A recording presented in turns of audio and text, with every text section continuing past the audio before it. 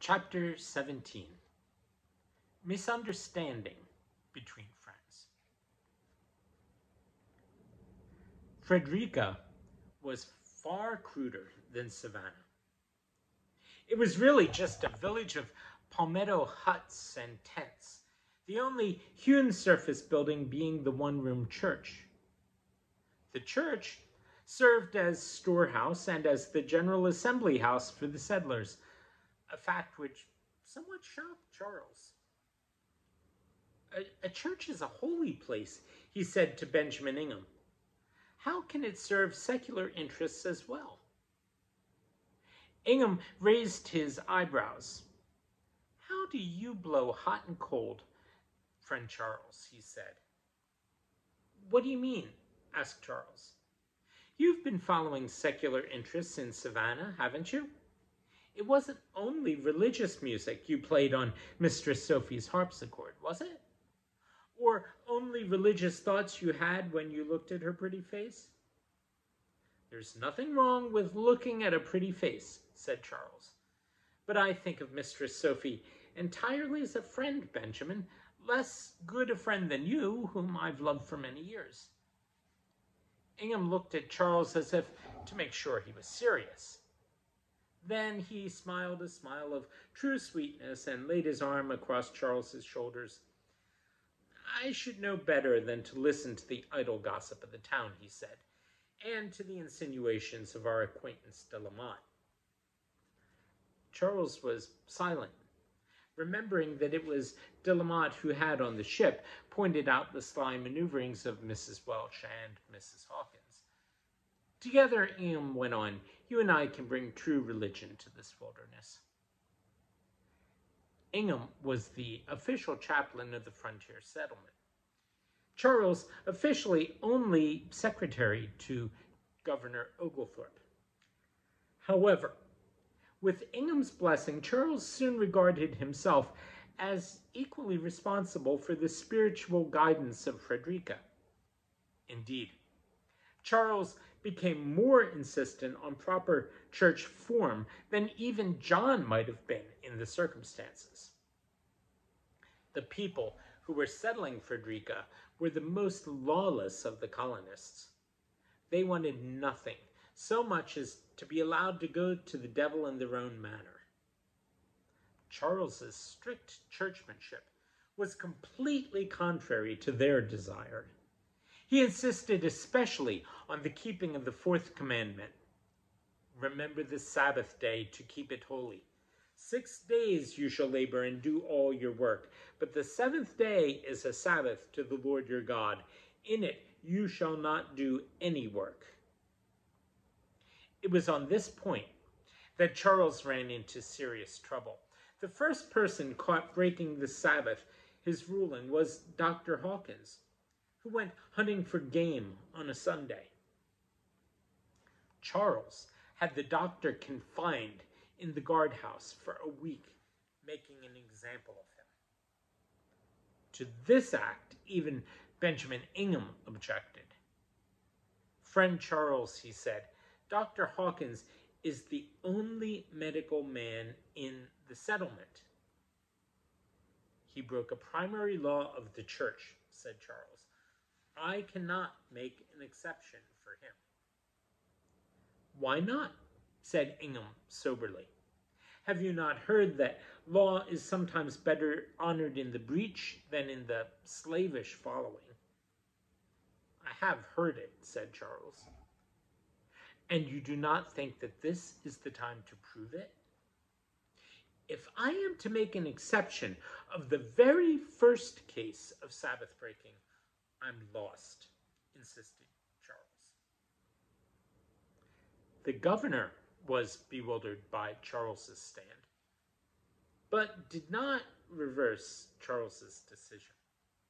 The result was that several people who needed the doctor's attention had to go without it, and the hue and cry against Charles grew loud and threatening. Loudest of all in her complaint was Mrs. Hawkins, the doctor's wife.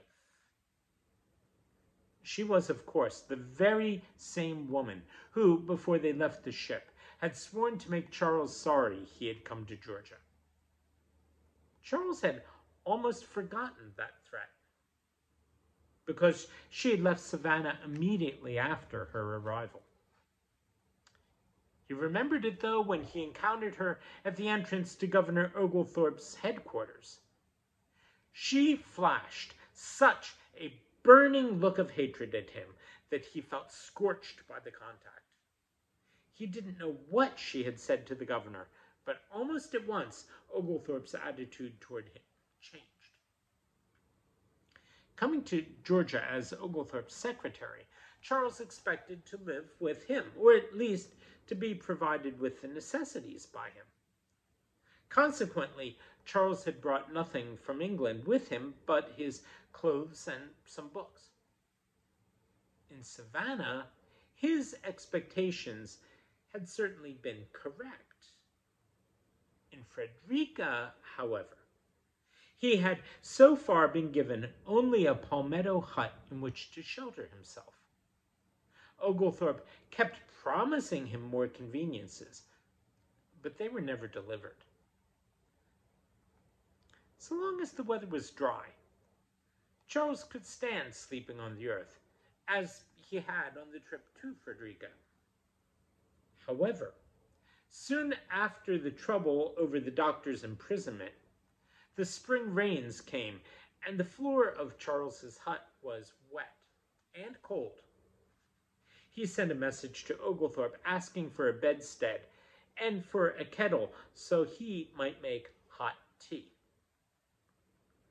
Oglethorpe sent back word that there were no bedsteads or kettles to spare.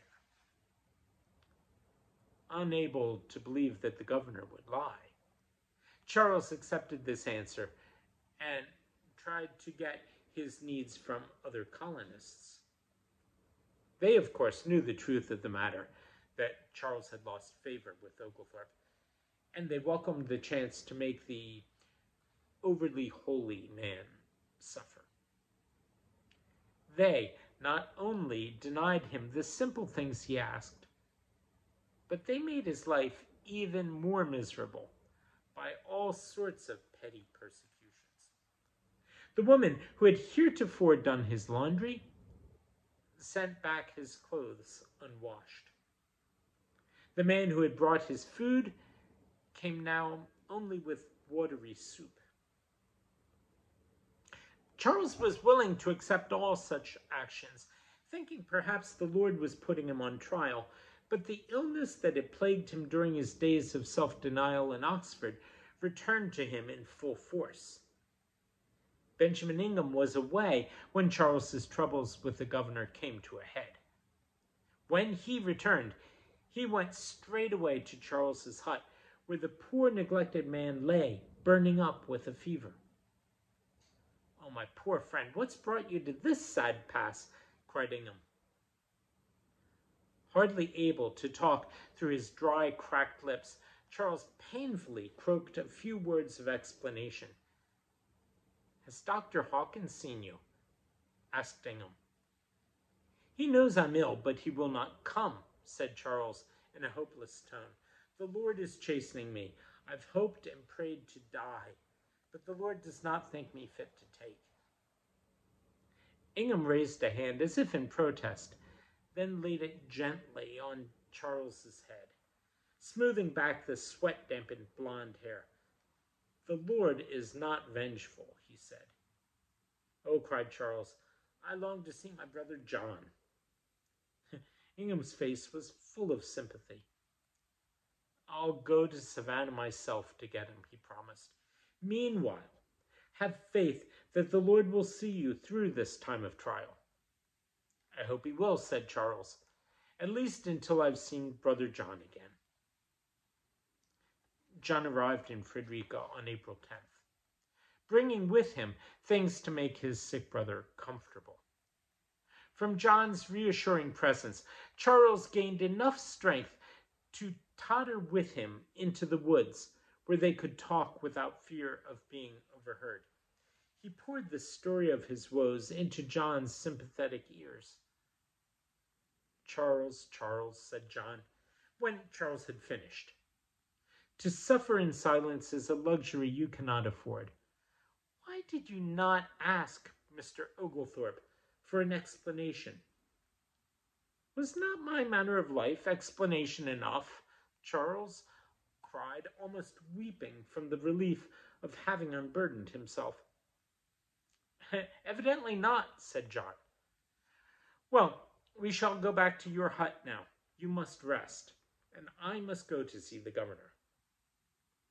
While John had his interview, Charles slept comfortably for the first time since his arrival in Frederica. When his brother returned, therefore, he felt much refreshed and ready to hear what John had to say. Mrs. Hawkins bore a tale to the governor that I am certain is untrue, John said. She told him that you had tried to make love to her, a married woman, not only on the ship, but here in Frederica as well. He believed her? Cried Charles. Mrs. Hawkins is a very persuasive woman, John said, as I know to my shame. You believed she was interested in having you save her soul, Charles said. But the governor is a more worldly man than you are, Brother John. I think I have convinced the governor that you are innocent of wrongdoing, said John. He wants to see you as soon as you're able to go to him. Charles lay back wearily. Perhaps tomorrow, he said. Not tomorrow, said John. I will do all the duties I know you have had to neglect while lying here ill. You rest and regain your strength. As always when John was in control, Charles became a passive follower. For the next week, he let John shoulder all his neglected tasks. John spent whole days catching up on the correspondence that had accumulated during Charles's disgrace and illness. He conducted the necessary church services, even using the pewter chalice and paten that had been his brother Samuel's contribution to the church. Well, said John, when he had tirelessly cut through the mountain of unfinished work, you are well now, and I must go back to my charge in Savannah, but first you must promise me you'll go to the governor. I'll go tomorrow, said Charles. Charles's interview with Oglethorpe was difficult for them both, because both felt they had failed to act as Christians should. Neither had gone that extra step that might have brought understanding. But how, wondered Charles, could you believe that I would do the things I was accused of doing?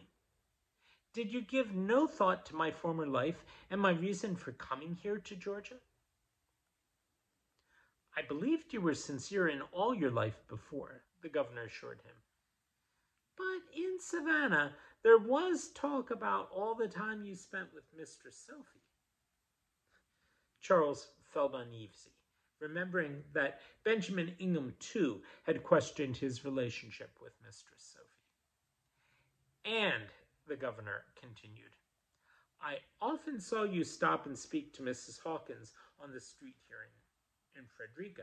So when she came to me with her tale, well, I had to suppose that you had never been exposed to a woman of her sort before and had not had the strength to resist her. But you do believe me when I say there's no truth in the slander, do you not? Persisted Charles. I believe you, said Governor Oglethorpe, but I have to tell you, I do not believe you are suited for life here. Charles's face lost all the color it had regained since his illness. You are dismissing me? He cried. No, said the governor. I would not do that to you, particularly after what you have suffered so needlessly. Then what do you mean? We will go on as we did before our trouble for a little while. Then, in a few weeks, I will have dispatches ready to send back to England. I want them to be personally delivered. Charles's heart gave a great leap. And you want me to be the bearer? The governor nodded. You will not object to returning to England as my emissary, will you, Mr. Wesley? Indeed not, said Charles. I should welcome the chance to see my family again. When will you wish me to return to Georgia, sir? Whenever the trustees have prepared their answer to your missives? The governor looked a bit confused. If you really want to come back, he said slowly, we'll find a place for you here in Savannah. In any case, Mr. Wesley, I respectfully urge marriage upon you. You would find in the married state certain protection that would likely prevent any such unpleasantness as you have experienced here. I shall take what you say under advisement, said Charles. After that, things happened as the governor had arranged, and on July 26th, 1736, Charles set sail for England.